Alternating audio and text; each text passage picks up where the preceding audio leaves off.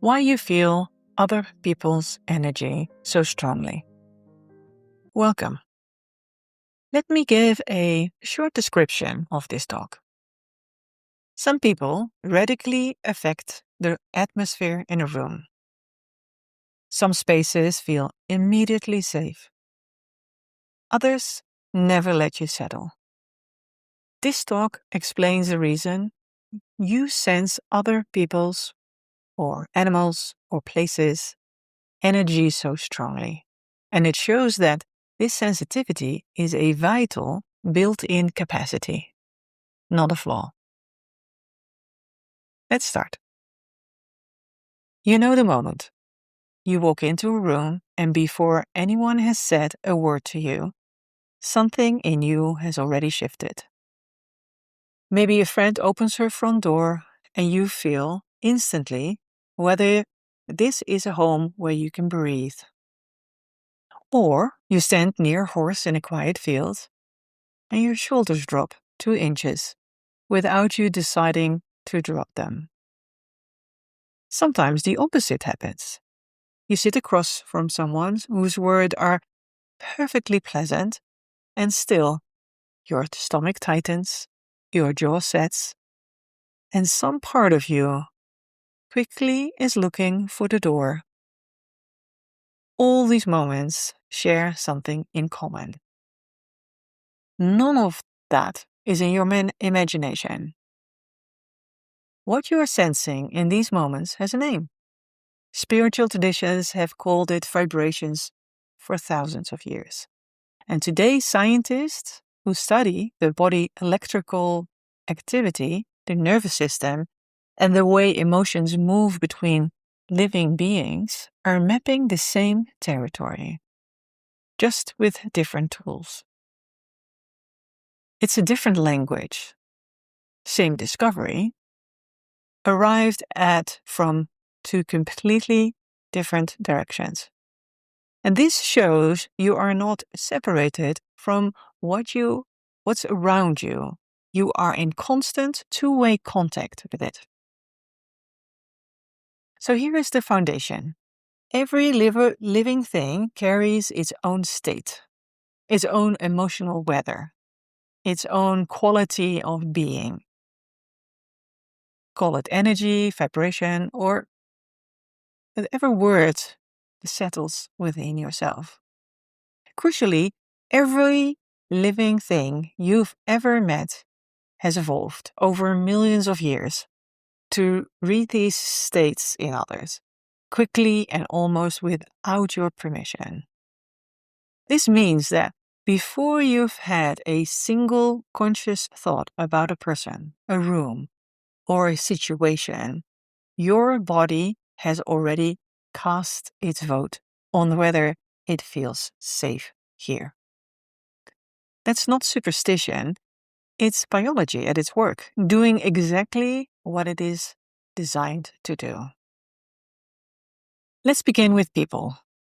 Scientists call this process emotional contingency, the automatic, involuntary way you catch someone else's emotional states.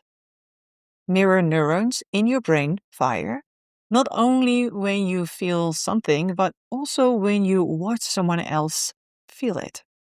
And that's why, within seconds of sitting near someone who's anxious, your own breathing shortens, your shoulders climb, and your heart rate quickly follows theirs. This happens before language, before you've decided anything about the person at all. It's all connected. Yet, beneath this, something even more physical is happening. Your heart is not just a pump, it's the strongest electrical generator in your body, producing an electromagnetic field larger than your brain's.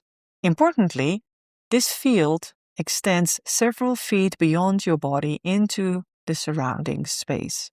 Researchers have shown that when someone is calm and emotionally coherent, their heart signal becomes more ordered, and those around them sense it more easily.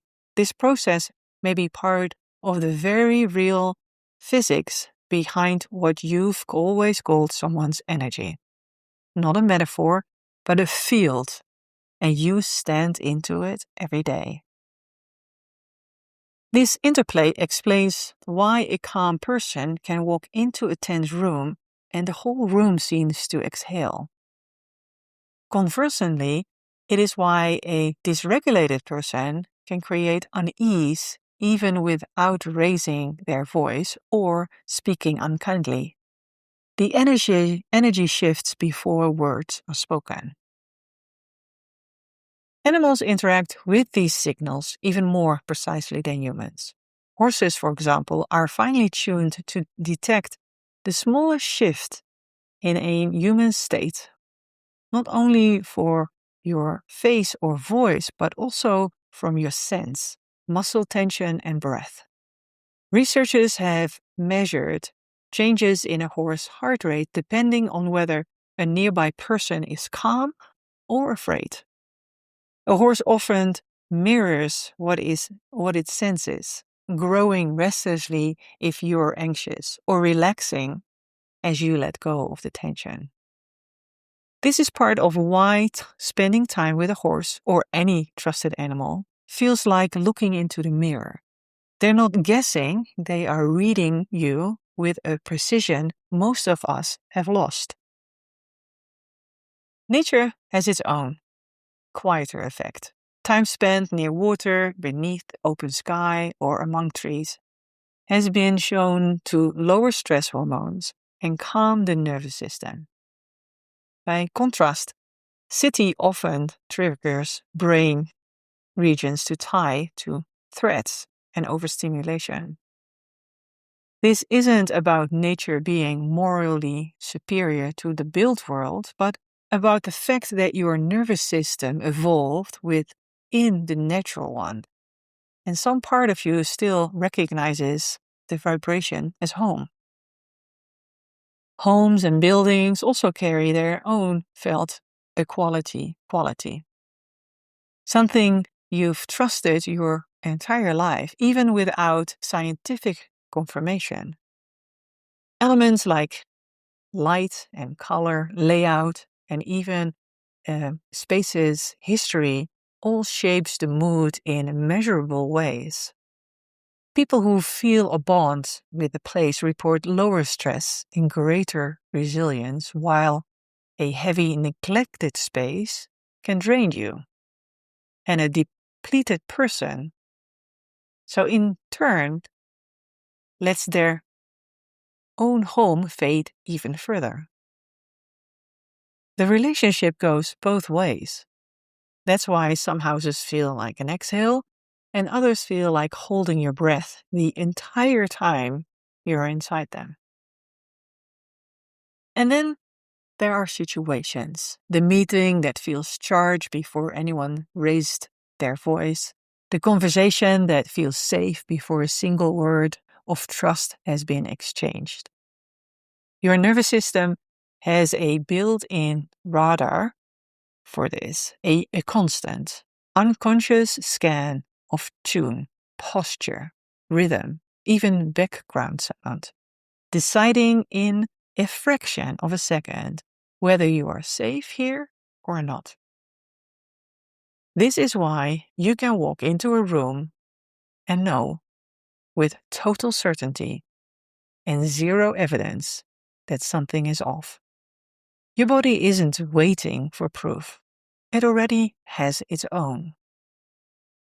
So from here, what I want you to take away from all this is if you've been told you're too sensitive or that you read too much into people or places, consider this. Your sensitivity is not a flaw. It's evidence of your body working its designed, and you are built to read energy, people, animals, land, spaces, and the mood in a room. And that's the central of the whole of your well-being. So take a breath here and let your shoulders drop wherever they have crept up to. This discomfort you feel around mismatched energy isn't weakness, it's information. It's your system telling you clearly that what's in front of you doesn't match what's true in you right now. And once you learn to trust that signal instead of arguing with it, something in you changes. You stop forcing yourself to stay in the room that costs you everything every minute you're in them. You start trusting the friend whose presence makes your shoulders drop and questions the one who leave you depleted, no matter how kind their words were. You start treating your home, your land, your own four walls as something worth tending, not just decorating. You were never meant to filter all this out. You were meant to notice, trust, and consciously choose what matches your energy and what to let go of without guilt. This empowers you to care for your well-being. So this week, notice it. Notice the room that makes you exhale and the one that makes you brace. Notice the person whose voice settles your whole body and the one who, for reasons you couldn't explain, made your jaw tighten before they said a single unkind word. Trust your body. It already knows. It was never wrong about this, not once.